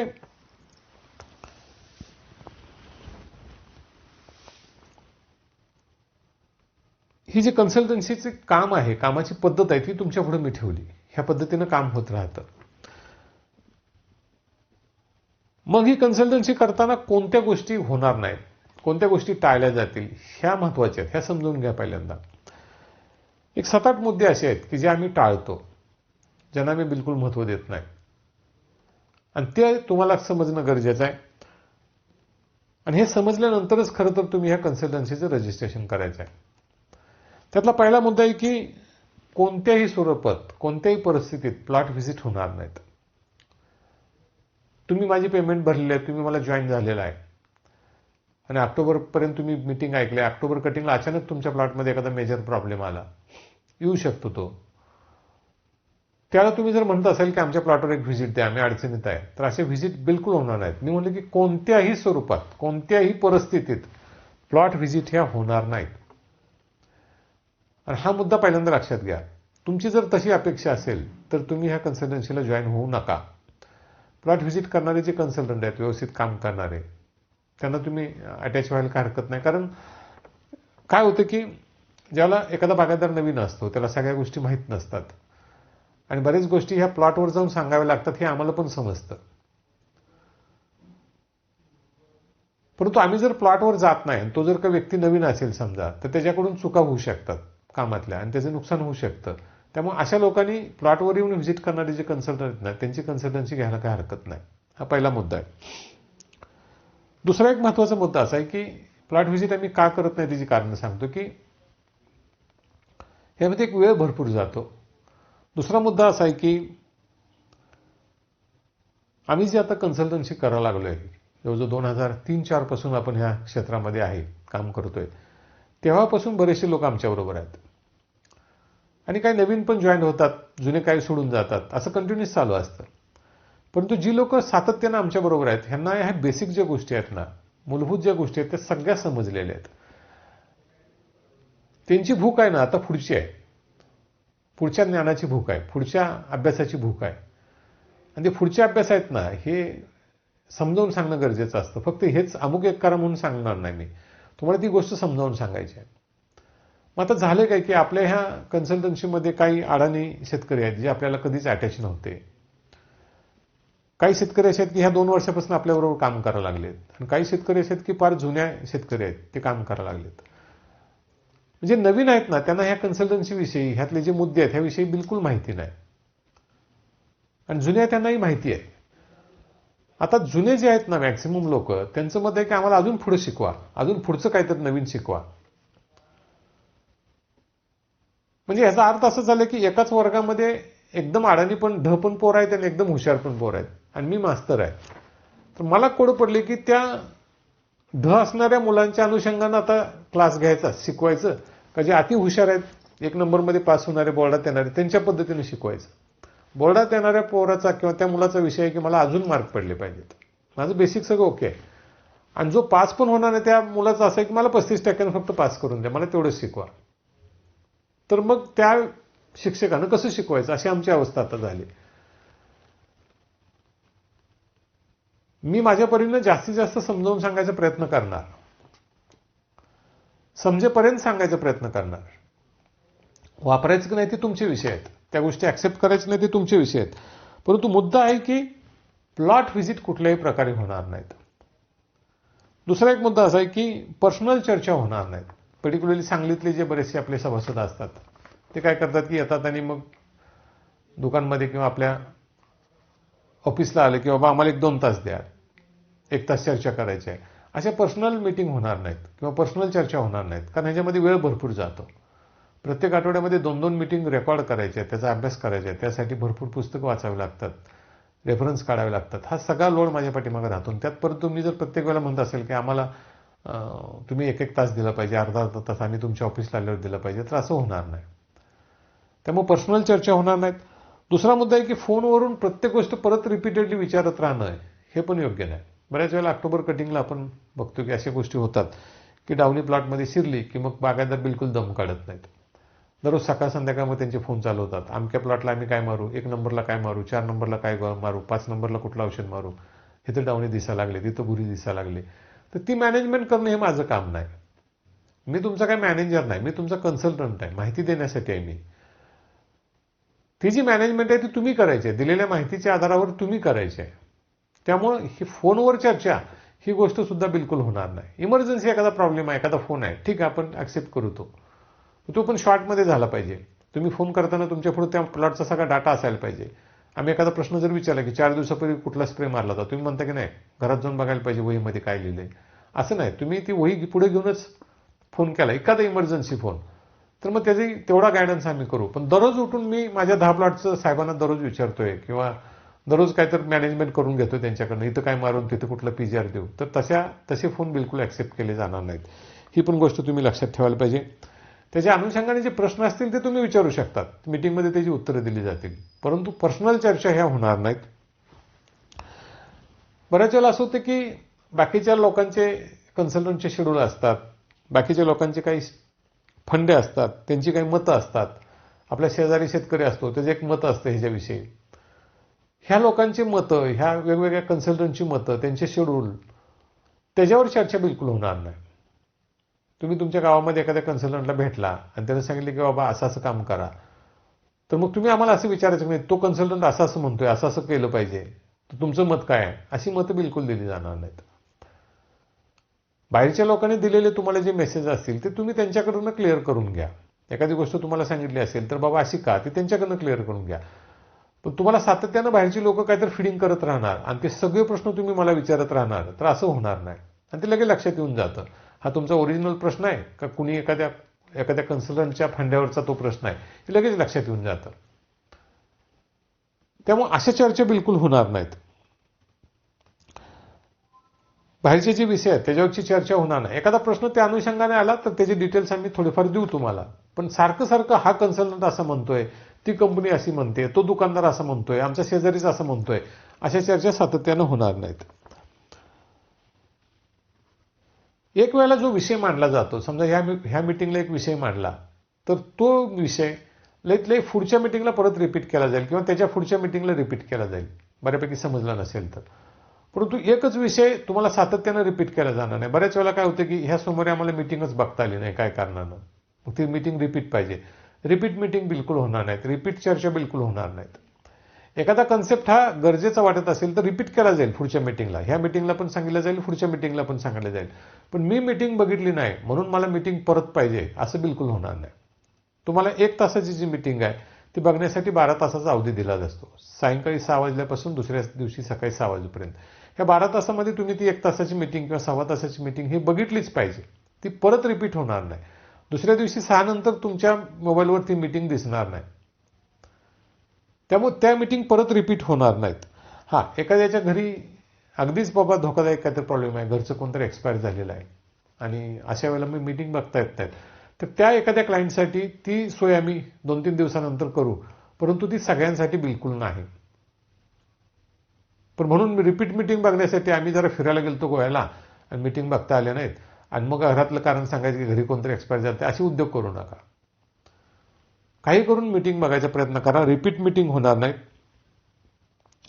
तसंच मी सांगितलं की एक मिटिंग परत ब्रॉडकास्ट होणार नाही, परत दुसऱ्या दिवशी किंवा आठवड्यानंतर तीच मिटिंग परत रिपीट होणार नाही. त्यातले काही मुद्दे रिपीट केले जातील, परंतु आहे तशी मिटिंग परत दिली जाणार नाही. अतिशय महत्वाचा एक मुद्दा आहे ते म्हणजे तुमच्या प्लॉटची 1% देखील जबाबदारी आम्ही घेणार नाही. तुमच्या प्लॉटमध्ये 12 लाख रुपये झाले आणि तुमच्या प्लॉटमध्ये 50,000 रुपये झाले ह्याच्याशी आमचा काही संबंध नाही. तुम्हाला शिकवणं हा एकमेव आमचा उद्योग आहे, तो एकमेव आमचं टार्गेट आहे. शिकवत राहणं, जे काही संशोधनं झालेली आहे ती तुमच्या पुढे मांडणं, आपण कुठं चुकतोय हे समजावून सांगणं, ज्या गोष्टी सोडून द्यायला पाहिजेत आपल्याला, जास्त खर्चाच्या गोष्टी आहेत, गडबडी व्हायला लागलीत, त्या गोष्टी व्यवस्थितपणे समजावून सांगणं हे आमचं काम आहे. आम्ही छातीटोकपणे तुमच्या प्लॉटचे 10 लाख करून देतो, 8 लाख करून देतो असं बिलकुल म्हणणार नाही. कदाचित परिस्थिती बिघडली, काही गडबडी झाल्या तर तिथं अगदी 4 लाख 3 लाख इन्व्हेस्ट केलेले असेल तर 2 लाख पण कदाचित होणार नाहीत, 1 लाख पण होणार नाहीत, होऊ शकतं. किंवा कदाचित तुम्ही 3 लाख इन्व्हेस्ट केले 12 लाख रुपये तुम्हाला मिळेल असं पण होऊ शकतं. म्हणून तुमच्या प्लॉटची कुठल्याही प्रकारची जबाबदारी आमची राहणार नाही. तुम्ही परत पुढच्या वर्षी हार्वेस्टिंगच्या पिरियडमध्ये किंवा शेवटच्या टप्प्यामध्ये तुम्ही आम्हाला तुमच्या प्लॉटमध्ये काही गडबड झाली तर ब्लेम देता कामा नये, दोष देता कामा नये. ही गोष्ट व्यवस्थितपणे लक्षात घ्या. काही होऊ दे तुमच्या प्लॉटचं, त्याला जबाबदार आम्ही नाही, त्याला सर्वस्वी जबाबदार तुम्ही असणार आहे. आणि मग असं जर असेल तर तुम्ही सगळंच आमचं फॉलोअप केलं पाहिजे असा पण त्याचा अर्थ बिलकुल नाही. आम्ही जे सांगतोय ते सगळंच 100% तुम्ही फॉलोअप केलं पाहिजे असा पण त्याचा अर्थ बिलकुल नाही. अजून एक मुद्दा आहे की तुम्ही कन्सल्टन्सीसाठी पैसे भरणार आहे, तर यावर्षी हे सगळे पैसे ॲडव्हान्समध्ये घेतले जातील. एक तुम्हाला 15 दिवसाचा इथून पुढे कालावधी दिला जाईल. तुम्हाला रजिस्ट्रेशन उद्यापासून चालू करायचं आहे. ॲक्च्युली पेमेंट भरायचं आहे, रजिस्ट्रेशन करायचं आहे. हे जे आपले जुने ग्रुप आहेत ना, ह्या अजून एक 8-10 दिवसासाठी 15 दिवसासाठी म्हणजे 2 मीटिंग होईपर्यंत चालू ठेवले जातील आणि त्यानंतर हे सगळे बंद करून टाकले जातील आणि नवीन ग्रुप तयार केले जातील. येणाऱ्या 15-20 दिवसामध्ये तुमचं पेमेंट आलं पाहिजे, ते पण 100% आलं पाहिजे.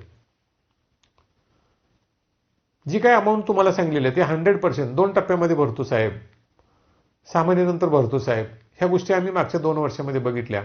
आत्ता आपल्या ग्रुपला बरेच बागायतदार असे आहेत की ज्यांनी मागच्या वर्षी रजिस्ट्रेशन करताना 1ही रुपया भरलेला नाही, परंतु आत्तापर्यंत त्यांनी सगळ्या मीटिंग ऐकल्या, सगळे फायदे करून घेतले. आता देखील त्यांनी 1 रुपया भरलेला नाही. फक्त त्यांना विचारलं की आम्ही पुढच्या महिन्यामध्ये भरणार आहे, 2 महिन्यानं भरणार आहे, असं टोलत वर्ष सगळं काढलं, फुकट सगळं काम करून घेतलं आणि आता ते पैसे भरायला तयार नाहीत. ज्याच्या सभासदांनी मागच्या वर्षीचे पेमेंट भरलेले नाहीत, मी मागची 18 तारीख तुम्हाला लास्ट तारीख दिलेली होती. ज्यांनी पेमेंट हे थांबवलेले होते त्या लोकांना ह्या वर्षी डबल जरी पैसे दिले तर ग्रुपला ॲड करून घेतले जाणार नाही, कारण त्यांनी धोका दिलेला आहे. तुम्ही आम्हाला सांगता की आमची परिस्थिती खराब आहे, आम्ही तुम्हाला सॉफ्ट कॉर्नर देतो, याचा अर्थ 2-3 महिन्यामध्ये तुम्ही त्यातले थोडे कामने पण पैसे भरायला पाहिजे होते. परंतु वर्षभर एकही रुपया भरला नाही, याचा अर्थ तुम्ही आम्हाला धोका दिला असा होऊन जातो. आणि ज्यावेळेला तुम्ही आता पैसे भरता ते पैसे परत कुठल्याही स्वरूपात परत दिले जाणार नाहीत. तुम्ही 2 मीटिंग ऐकल्या, 3 मीटिंग ऐकल्या आणि तुम्ही जर म्हटलं की आता आम्हाला आमचे पैसे परत पाहिजेत, आम्हाला मीटिंग ऐकायच्या नाहीत, तर असं बिलकुल होणार नाही. तुम्ही आजच विचार करा की अशा टाईपच्या कन्सल्टन्सीला जॉईन व्हायचं का नाही, याचा आज विचार करा. म्हणजे अजून 4 दिवस विचार करा, 10 दिवस विचार करा आणि मगच पेमेंट भरा. परंतु एकदा का तुम्ही पेमेंट भरले की ते पैसे परत रिप्लेस केले जाणार नाहीत. तुम्हाला जो निर्णय घ्यायचा आहे त्यासाठी थोडा वेळ घ्या आणि मगच तो निर्णय घ्या. या वर्षासाठी मी सांगितले की सगळे पैसे तुम्हाला रजिस्ट्रेशनच्या वेळेला भरावे लागतील. जी काही फी ठरेल ती सगळी फी तुम्हाला रजिस्ट्रेशनच्या वेळेलाच भरावी लागेल. परत तुमचे पैसे घेतले जाणार नाहीत आणि तुम्हाला ग्रुपवर ठेवलं पण जाणार नाही. आम्ही जे शेड्यूल तयार करतो त्याच्यामध्ये काही टॉनिक, काही मायक्रोन्यूट्रिएंट, वर्षागुरूचे आम्ही लिहितो. मायक्रोबॅक्स सारख्या कंपन्यांची काही प्रोडक्ट लिहितो आम्ही. याचा अर्थ आम्ही त्या कंपनीशी बांधलेला आहे असा त्याचा अर्थ बिलकुल नाही. आम्हाला ते प्रोडक्ट चांगले वाटले म्हणून आम्ही लिहिले. बीएसएफ कंपनीचा आम्ही ॲक्रोबॅट लिहितो याचा अर्थ बीएसएफ कंपनीशी आम्ही अटॅच आहे असा त्याचा अर्थ बिलकुल नाही. मला माहिती आहे की मार्केटमध्ये आता हे गैरसमज झालेले आहेत किंवा आहेत, गैरसमज म्हणण्यापेक्षा समजच आहेत की प्रत्येक कन्सल्टंट कुठल्या ना कुठल्या कंपनीशी जॉईन झालेला आहे आणि मग कंपनी पण त्याला त्यांचे प्रोडक्ट लिहिण्यासाठी पैसा देते, इकडे कन्सल्टन्सी पण पैसे मिळतात. ही परिस्थिती आहे का, तर थोड्याफार प्रमाणामध्ये मार्केटमध्ये आहे. परंतु त्या पद्धतीनं मी काम करत नाही हे मी तुम्हाला क्लिअर सांगून देतो. तुम्हाला पटो अगर नाही पटो, मी वर्षा ॲग्रोचे प्रोडक्ट लिहितो याचा अर्थ वर्षा ॲग्रो मला प्रोडक्ट लिहिण्यासाठी काय पैसे देते असा त्याचा अर्थ बिलकुल नाही. बिलकुल म्हणजे 1% देखील नाही. मी मायक्रोबॅक्सचे प्रोडक्ट लिहितो म्हणून ती कंपनी मला पैसे देते असा त्याचा अर्थ बिलकुल नाही. त्यामुळे हा गैरसमज डोक्यातून काढून टाका. त्यामुळे आम्ही जे शेड्यूल तयार केलेलं आहे त्याला एक बेस आहे, त्याला एक कारण आहे. ते प्रोडक्ट का लिहिलेत त्याला एक कारण आहे. ते पण आम्ही तुम्हाला हळूहळू समजावून सांगणार आहे. किंवा प्रोटीन चिलेटेड मटेरियल आपण का लिहितो, EDTA चिलेटेड का लिहित नाही ते पण समजावून सांगू. ते तुम्हाला शेड्यूल दिलेलं आहे. मी मागाशी म्हटल्याप्रमाणे ते काही बंधनकारक नाही तुम्हाला वापरणं. जसं तुम्हाला ते वापरणं बंधनकारक नाही तसं तुमच्या प्लॉटमध्ये काही घडलं तर त्याला आम्ही बांधील नाही. तुम्ही प्रोटीन चिलेटेड मटेरियलच्या ऐवजी तुम्ही EDTA वापरू शकता, आमचं बंधन बिलकुल नाही. परंतु लिहिताना आम्ही प्रोटीन चिलेटेडच लिहिणार. ज्यांना हे प्रोडक्ट नको असतील त्यांनी ह्या ग्रुपला किंवा ह्या कन्सल्टन्सीला अटॅच व्हायला नाही पाहिजे. किंवा मग काय करायला पाहिजे, फक्त मीटिंग ऐकत राहा. तुमचं शेड्यूल तुम्ही तयार करू शकता. परंतु तुम्ही शेड्यूल बदला असं सांगणं योग्य नाही. तसं आपण बघितलं की निफाडमध्ये 2-3 वर्षापूर्वी एक केस अशी झाली की काही लोकांनी वर्षाच्या शेवटी आम्हाला असं सांगितलं की तुमच्या शेड्यूलमध्ये कॅल्शियम नायट्रेट नाही, पोटॅशियम नायट्रेट असे प्रोडक्ट नसल्यामुळं आमच्या प्लॉटमध्ये त्याचे प्रॉब्लेम आले असं बरंचसं सांगून दिलं. आणि त्यांनी सांगितले की बाबा तुम्ही हे सगळं तुमच्या शेड्यूलमध्ये टाका. काय 5-50 किलो कॅल्शियम नायट्रेट लिहा, 5-50 किलो पोटॅशियम नायट्रेट लिहा. आणि आम्ही त्यांना विरोध केला आणि तो 200 लोकांचा जो ग्रुप होता तो आपण बंद करून टाकला. सभासदांनी मला शेड्यूल कसं करायचं हे सांगायला नाही पाहिजे. तुम्हाला ते जर कळत असेल तर तुम्ही बदल करून वापरू शकता, पण तुम्ही ह्या गोष्टी तुमच्या शेड्यूलमध्ये टाका, त्या गोष्टी तुमच्या शेड्यूलमधनं काढा हे सभासदांनी आम्हाला बिलकुल सांगायचं नाही. आणि तसं सांगितलं तर ते ॲक्सेप्ट केलं बिलकुल जाणार नाही. तुम्हाला जर वाटत असेल की बाबा हे प्रोडक्ट जे आम्ही लिहितो हे प्रोडक्ट फालतू प्रोडक्ट आहेत, हे प्रोडक्ट लिहिण्यासाठी म्हेत्रे साहेब कोणाकडे तर पैसे घेत आहेत, असं जर वाटत असेल तर बिंदास तुम्ही हे ग्रुप सोडून जायला पाहिजे किंवा तुम्ही ह्या ग्रुप कन्सल्टन्सीला बिलकुल अटॅच होऊ नका. मी माझ्या गोष्टीवर फर्म आहे, मी माझ्या गोष्टीवर टिकून आहे. मी यापैकी कुठलीही गोष्ट तुमची ऐकणार नाही, कुठल्याही सभासदाची ऐकणार नाही. त्यामुळे हा महत्वाचा मुद्दा आहे की शेड्यूल कसं तयार करायचे तुम्ही आम्हाला नाही सांगायचं, शेतकऱ्यांनी आम्हाला नाही सांगायचं. मी जे शेड्यूल तयार केलंय हे पुरता विचार करून करेल. मी असं बिलकुल म्हणत नाही की ते 100% ओके आहे, मला म्हणत नाही. परंतु केलंय ते केलंय, माझ्या दृष्टीने ते 100% ओके आहे. त्यात चुका असू शकतात. प्रत्येक शेतकरी जर मला सांगायला आला की शेड्यूलमध्ये अमुक एक प्रोडक्ट टाका, शेड्यूलमधनं अमुक एक प्रोडक्ट काढून टाका, असे प्रत्येक जण सांगायला लागले तर खिचडी होऊन जाईल त्या शेड्यूलची. त्यात माझं म्हणून काय राहिलं, मी कन्सल्टंट म्हणून काय राहिलो. एखाद्या शेतकऱ्याने मला सांगायचं की साहेब 50 किलो कॅल्शियम नायट्रेट लिहा, दुसऱ्याने सांगायचं की साहेब पोटॅशियम नायट्रेट आम्ही वापरतो, भरपूर चांगले रिझल्ट आहेत, 50 किलो पोटॅशियम नायट्रेट लिहा. एखाद्याने सांगायचं की साहेब EDTA चिलेटेड मटेरियल अतिशय चांगलं आहे, तुम्ही ते लिहा. असं सगळ्यांचं जर आम्ही ऐकून शेड्यूल करायला लागलो तर त्या शेड्यूलला अर्थ काय राहील आणि आमच्या कन्सल्टन्सीला अर्थ काय राहील.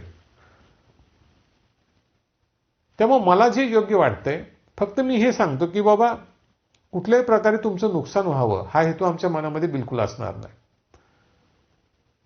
किंवा तुमचं नुकसान होऊन आम्हाला पैसे मिळावेत हा हेतू आमच्या मनामध्ये बिलकुल असणार नाही. तेवढा प्रामाणिकपणा आम्ही 100% ठेवू. अजाणतेपणाने एखादा प्रोडक्ट जाऊ पण शकतो पण त्याची मला माहिती नाही म्हणून माझ्याकडे तो गेला. त्या प्रोडक्टविषयी मला माहिती ज्यावेळेला मिळेल की हा प्रोडक्ट खराब आहे, ह्या प्रोडक्टचे हे धोके आहेत, त्याला आम्ही 100% तो प्रोडक्ट त्यातून काढून टाकतो. पण जोपर्यंत मला समजत नाही तोपर्यंत मी तो लिहित राहणार, पण अभ्यास करून लिहित राहणार. कुठली तर कंपनी म्हणते म्हणून आम्ही प्रोडक्ट लिहित नाही हे जुने आपल्या सगळ्या शेतकऱ्यांना माहिती आहे. मग शेड्यूलमध्ये कितपत चेंजेस केले हे तुम्ही बघा. 2004 पासून आजपर्यंत आपण फर्टिलायझरमध्ये चेंजेस केले. का केले तर फर्टिलायझरचे रेट वाढायला लागलेत, पण शेड्यूलच्या स्ट्रक्चरमध्ये आपण चेंजेस बिलकुल केले नाहीत.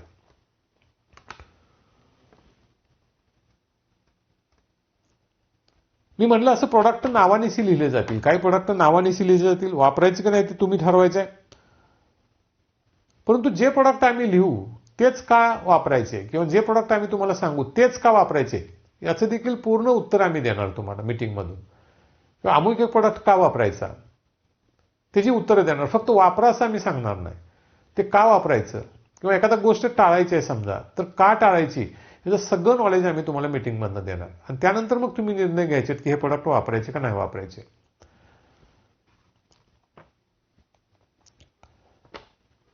आता कामाची पद्धत कशी असणार आहे, जे आपण काम सुरुवात करणार आहे, या सुरुवातीला काय करायचं ऍक्च्युली आपल्याला. मी तुम्हाला कन्सल्टन्सीच्या स्ट्रक्चरविषयी सगळं सांगितलं, कोणत्या गोष्टी टाळल्या जातील ह्याच्याविषयी पण बऱ्यापैकी सगळं सांगितलं. तर आता जी सुरुवात करायची आपल्याला कामाला उद्यापासून ती कशा पद्धतीनं करायची आहे सुरुवात. तर उद्यापासून तुमचं रजिस्ट्रेशन चालू होऊन जाईल. जे जुने लोक आहेत त्यांना सुद्धा परत रजिस्ट्रेशन करायचं आहे, नवीन आहेत त्यांना तर केलंच पाहिजे. आता रजिस्ट्रेशन करताना माझा जो नंबर आहे 9767812952 माझा हा व्हॉट्सअपचा नंबर आहे. त्या व्हॉट्सअपवर काय केलं जाईल किंवा तुमचे रजिस्ट्रेशन करताना तुम्ही त्या व्हॉट्सअपवर तुमचं नाव, तुम्ही ज्या मोबाईलवर ही मीटिंग बघणार आहे त्या मोबाईलचा नंबर आणि त्या मोबाईलचा युट्यूबचा एक आयडी असतो, मेल आयडी, तो मेल आयडी तुमचा रेग्युलर मेल आयडी नव्हे. तुम्ही ज्या मोबाईलवर मीटिंग बघणार आहे त्या मोबाईलचा नंबर आणि त्या मोबाईलचा युट्यूब जो असतो, युट्यूब ॲप सेट केलेला असतं तुम्ही, तर युट्यूब ॲप सेट करताना एक ईमेल तुमचा टाकला जातो. तो कशा पद्धतीनं मोबाईलमधनं काढायचा आणि त्याचा स्क्रीनशॉट आम्हाला पाठवायचा ह्याचा डेमो व्हिडिओ मी प्रत्येक ग्रुपवर पाठवून देणार आहे. तो डेमो व्हिडिओ तुम्ही बघा आणि त्या पद्धतीनं तुमच्या त्या मोबाईलवरचा ईमेल आयडी काढा आणि त्याचा स्क्रीनशॉट आम्हाला पाठवून द्या. म्हणजे तुम्ही आम्हाला काय पाठवायचं 97च्या नंबरला माझ्या तुमचं नाव, तुमचा मोबाईल नंबर, ज्या मोबाईलवर तुम्ही मीटिंग बघणार आहे तो आणि त्याच मोबाईल नंबरचा युट्यूबचा ईमेल आयडी, ह्या 3 गोष्टी महत्वाच्या आहेत पाठवायचं. तुमचं गाव, त्याचबरोबर तुमचा ग्रुप, हे सगळे डिटेल पाठवायचे आहेत. आता ग्रुप म्हणजे कुठले, तर आता नाशिकमध्ये आपण बघतो की आपले 6-7 ग्रुप आहेत, त्या ग्रुपची नावं सगळी दिली जातील. आता एक नवीन ग्रुप तयार झाला नारायणगावचा, तो वेगळाच राहील ग्रुप. सांगलीमध्ये 2 ग्रुप आहेत, एक लोकल मार्केटसाठी असणारी लोकांचा एक ग्रुप आहे आणि एक युरोप मार्केटसाठी असणाऱ्या लोकांचा ग्रुप आहे. असे आपले ग्रुप आहेत.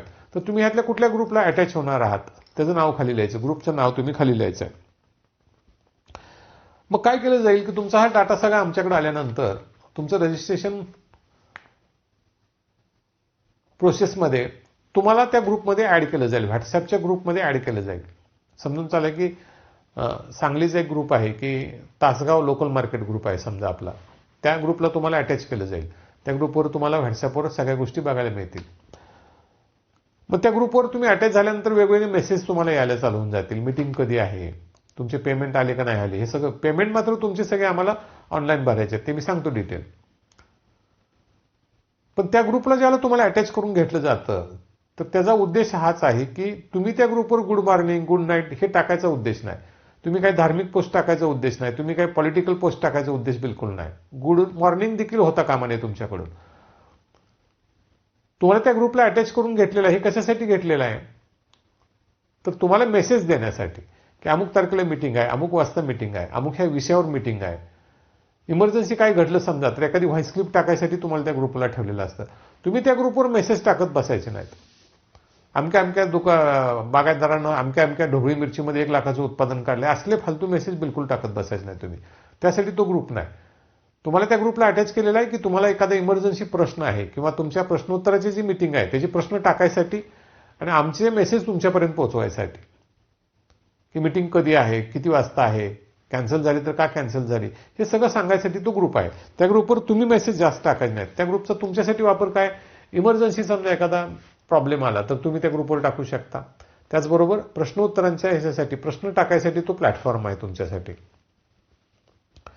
त्याचबरोबर त्याच ग्रुपवर तुम्हाला मीटिंग लिंक पाठवली जातील. प्रत्येक बागायतदाराला सेपरेट मीटिंग लिंक पाठवली जाणार नाही. त्या ग्रुपवर मीटिंग लिंक येणार तुम्हाला, ते तुम्ही ओपन करायचे. त्याचबरोबर प्रश्न तुम्हाला मी मागायचे सांगितल्याप्रमाणे तुम्ही त्या ग्रुपवर टाकत राहायचे. तुमचे जे काही प्रश्न असतील त्या अनुषंगानं ते तुमच्या त्या ग्रुपवर टाकत राहायचे. हे तुमचे पीटीओल रिपोर्ट आणि मातीचे रिपोर्ट तुम्ही ज्याला देता, सॅम्पल ज्याला देता वर्षा ॲग्रोकडं, त्याला वर्षा ॲग्रोकडून ज्याला त्याचा रिपोर्ट तयार होतो तो आमच्याकडे येतो. आणि तो रिपोर्ट आमच्याकडे आल्यानंतर आम्ही 1-2 दिवसामध्ये त्याचं शेड्यूल तयार करून परत तुम्हाला व्हॉट्सअपवर तो पाठवला जातो. ह्या पद्धतीने हे काम होत राहणार. तर उद्यापासून तुमचं रजिस्ट्रेशन चालू झालं, तुमचे जसे मेसेज येतील तुमच्या नावचे त्या पद्धतीने तुम्हाला त्या ग्रुपमध्ये ऍड केलं जाईल. आता आहेत ते जुने जे ग्रुप आहेत आपले, ते आता अजून 15 दिवसासाठी तसेच ठेवले जाणार आहेत आणि त्यानंतर ते बंद केले जातील आणि परत नवीन ग्रुप स्थापन केला जाईल ज्यांचे पेमेंट आले त्यांचा. आता फी जी भरायची आहे ती फी तुम्हाला ऑनलाईन भरायची आहे, तुम्ही कॅशमध्ये नाही भरायची. कारण आपण हे जे तुम्ही फी भरताय, जे टॅक्सेशन पूर्णपणे भरतो आपण गव्हर्नमेंटला, ते ऑनलाईन फी भरायची आहे तुम्हाला. आता ऑनलाईन फी भरताना 1-2 गोष्टी महत्त्वाच्या आहेत.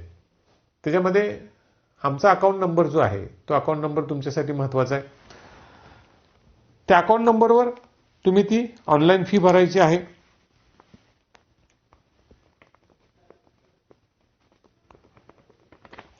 तुमच्या स्क्रीनवर एक फोटो जो दिसतोय तो अकाउंट नंबरचा डिटेल फोटो आहे. तर ह्याच्यावर तुम्ही ऑनलाईन फी भरायची आहे. आणि फी भरल्यानंतर तुम्ही ऑनलाईन केल्यानंतर त्याचा स्क्रीनशॉट मला पाठवायचा. समजा तुम्ही मोबाईलवर भरलं गुगल पेनं, तर त्याचा स्क्रीनशॉट मला पाठवायचा किंवा आम्ही तुम्हाला एवढे पैसे पाठवलेले आहेत. तुम्ही बँकेत जाऊन जर का पैसे भरले समजा माझ्या अकाउंटवर, तर त्या बँकेची एक रिसिट असते, त्याचा फोटो काढून मला पाठवायचा आहे. त्याचबरोबर तुमचं नाव, कुणी पैसे भरलेले आहेत त्याचं नाव, म्हणजे तुमचं नाव, तुम्ही जे अटॅच आहात त्यांचं नाव, तुम्ही ग्रुपला जे अटॅच आहात त्यांचं नाव. म्हणजे तुमच्या बंधुराजांनी पैसे भरले तर चालू शकतं, पण नाव तुमचंच यायला पाहिजे. ज्याच्या नावचं रजिस्ट्रेशन आहे त्याचंच नाव. कदाचित तुमच्या मुलानं पैसे भरले समजा, तुम्हाला ऑनलाईन पैसे भरता येत नाही, तुम्ही तुमच्या मुलाला सांगितलं ऑनलाईन पैसे भर बाबा, तर तिथं मुलाचं नाव द्यायचं नाही. तुम्ही जे अटॅच आहात त्यांचं नाव द्यायचं. तुम्ही ग्रुपला ज्यांनी रजिस्ट्रेशन केलं ते नाव द्यायचं, त्यांचा मोबाईल नंबर परत द्यायचा, त्यांचा ग्रुप कुठला आहे तो द्यायचा आणि सगळी माहिती परत मला 97च्या नंबरला पाठवून द्यायची. 9767812952 या नंबरला. आणि त्याचबरोबर एक महत्वाची गोष्ट करायची आहे की तुम्हाला तुमच्या ग्रुपवर एक जमा पावती पाठवली जाईल, एक फॉर्मेट पाठवलं जाईल जमा पावतीचं. जसं आता मागच्या वर्षी आता आम्ही शेवटच्या टप्प्यात पाठवलं 21-22ची जमा पावती, तशी आता 22-23ची एक जमा पावती तुमच्याकडे येणार आहे. त्या जमा पावतीचं तुम्ही काय करायचं, प्रिंट काढून घ्यायची. त्या जमा पावतीची प्रिंट काढून घ्यायची. त्याच्यावर जी माहिती आहे ती तुमच्या पेननं तुमच्या हस्ताक्षरामध्ये लिहायची आणि खाली तिकीट लावून 1 रुपयाचं तिकीट लावून त्यावर सही करायची. ते ॲक्च्युली बिल आहे, तुम्ही पेमेंट भरलेल्याचं बिल आहे ते. आणि हे लगेच करायचं आहे. मागच्या वर्षी आपण सांगून दमलो, अजून देखील बऱ्याचशा लोकांनी केलेलं नाही ते. आम्हाला हे तुमच्या ज्या पावत्या आहेत ना, बिल केलेलं नाही, हे गव्हर्नमेंटला जमा करावं लागतं अकाउंटिंगमध्ये. तर यावर्षी आम्ही तो चान्स देणार नाही. तुम्ही जसं पेमेंट भरणार आहे तसं लगेच तो फॉर्म सुद्धा भरून तिथं द्यायचा आहे. आता फॉर्म द्यायचा कुठं, तर नाशिकमध्ये जे काही आपले ग्रुप आहेत ना, त्या ग्रुपचे आता तुम्हाला त्या ग्रुपवर तुम्हाला हे फॉर्म कुठं द्यायचे याचे डिटेल्स आम्ही देऊ. नाशिकमधला विषय आता चालू आहे. त्या ठिकाणी जाऊन तुम्ही हा फॉर्म जमा करायचा आहे. पेमेंट भरल्या किंवा त्या ठिकाणी जाऊन तुम्ही पेमेंट भरायचं आम्हाला ऑनलाईन आणि तिथंच तो फॉर्म देऊन टाकायचा लगेच. परंतु मी ऑनलाईन पेमेंट भरलंय आणि 10 दिवस झाले मी अजून फॉर्म पण दिला नाही, कदाचित फॉर्म नाही आला, तुमचं रजिस्ट्रेशन कॅन्सल होऊ शकतं. ह्या 2 गोष्टी ॲट ए टाइम तुम्हाला करायच्या आहेत. पैसे पण भरायचे आहेत, पैसे भरल्यानंतर तुमची पावती आम्हाला लगेच पाठवायची आहे, मोबाईल नंबर पाठवायचा आहे, तुमचं नाव पाठवायचं आहे, तुमच्या ग्रुपचं नाव पाठवायचं आहे. हे तुमचं पक्क झालं आणि त्यानंतर लगेच ती पावती तुम्ही 2-3 दिवसामध्ये पुढच्या जमा करायची किंवा त्याच वेळेला जमा करायची. ती जास्त लेट होता कामा नये. सांगली झोनमधले जे लोक आहेत त्यांनी दुकानमध्ये ही पावती जमा केली तर चालते ओएसएस ॲग्रोमध्ये. नाशिकच्या लोकांसाठी मी कुठं कुठं जमा करायची त्याचे डिटेल्स पाठवतोय. आपल्याकडे आता नारायणगावचा एक मोठा ग्रुप किंवा एक नवीन ग्रुप तयार व्हायला लागलेला आहे.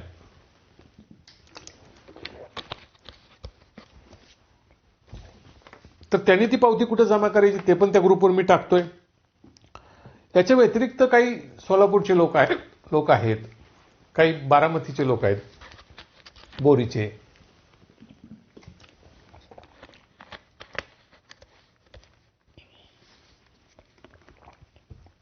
या लोकांसाठी तुम्ही बायपोस्ट सुद्धा ही पावती पाठवू शकता. तर यासाठी जो ॲड्रेस आहे तो तुमच्या स्क्रीनवर दिसतोय. ह्या ॲड्रेसवर तुम्ही बायपोस्ट किंवा कुरिअरनं तुमची पावती पाठवू शकता. की ज्या लोक आता सोलापूरसारख्या ठिकाणी आहेत, उस्मानाबादसारख्या ठिकाणी आहेत, बोरीसारख्या ठिकाणी आहेत, कमी लोक आहेत, 1-2 लोक आहेत, त्यांना ती कलेक्ट आम्हाला तिथनं करता येणार नाही. त्यामुळे तुम्ही काय करायचं आहे, त्या लोकांनी त्या सभासदांनी ती बायपोस्ट आम्हाला दुकानमध्ये पाठवून द्यायची आहे. बाकीच्या सगळ्यांची सोय कुठं करायची ती तुमच्या ग्रुपवर व्यवस्थितपणे सांगितले जाईल. तर अशा पद्धतीनं हे येणाऱ्या वर्षाचं कन्सल्टन्सीचं स्ट्रक्चर असणार आहे. याच्यामध्ये कुठलेही चेंजेस होणार नाहीत. जे नवीन लोक अटॅच होणार आहेत, नवीन लोक जॉईन होणार आहेत, त्यांनी परत एकदा जी काय माहिती मी तुम्हाला सांगितलेली आहे, पर्टिक्युलरली त्यातले व्हिजिट होणार नाहीत, पेमेंट सगळे तुम्हाला अगोदर भरायचे आहेत, कुठल्याही प्रकारची जबाबदारी तुमच्या प्लॉटची घेतली जाणार नाही. हे सगळे मुद्दे तुमच्या घरच्यांच्या बरोबर एकदा चर्चा करा सगळ्यांनी बसून. कारण बघा की परिस्थिती खरोखरच खराब आहे. तुम्ही जसे शेतकरी आहात तसं मी पण द्राक्ष बागायतदार आहे. माझ्याकडे पण 10-12 एकर द्राक्ष शेती आहे. माझी पण 3री पिढी यात काम करायला लागली. परिस्थिती मला सगळी माहिती आहे काय आहे ती. अशा खराब परिस्थितीमध्ये ज्यावेळेला आपण पावलं उचलतो त्यावेळेला विचार करून उचलणं गरजेचं आहे. तुम्ही जरी मीटिंग बघत असाल तर तुमच्या घरचे जे बाकीचे मेंबर आहेत, तुमचे बंधू असतील, तुमचे वडील असतील, तुमच्या घरातले कोण अजून जबाबदार माणसं असतील, तर तुम्ही कुठल्या पद्धतीनं काम करणार आहात आमच्याबरोबर ते त्यांना समजावून सांगायला पाहिजे. आणि मग घरातल्यांची जर काही एकी झाली की बाबा नाही आपल्याला ह्या पद्धतीनं काम करायचं आहे, तरच तुम्ही रजिस्ट्रेशन करा. आणि आता रजिस्ट्रेशन थांबवलेलं चांगलं, कारण परिस्थिती वाईट आहे. परिस्थिती आपली भरपूर चांगली असते सगळ्यांची, तर बाबा ठीक आहे बाबा गेले 2 पैसे काय प्रॉब्लेम नाही. परंतु तुम्ही जी फीची अमाऊंट भरणार आहे त्या फीच्या अमाऊंटला काही ना काहीतरी न्याय मिळाला पाहिजे, त्यातून काही ना काहीतरी चांगलं मिळालं पाहिजे. एवढी माफक अपेक्षा तुमची पण असायला पाहिजे, माझी पण असायला पाहिजे.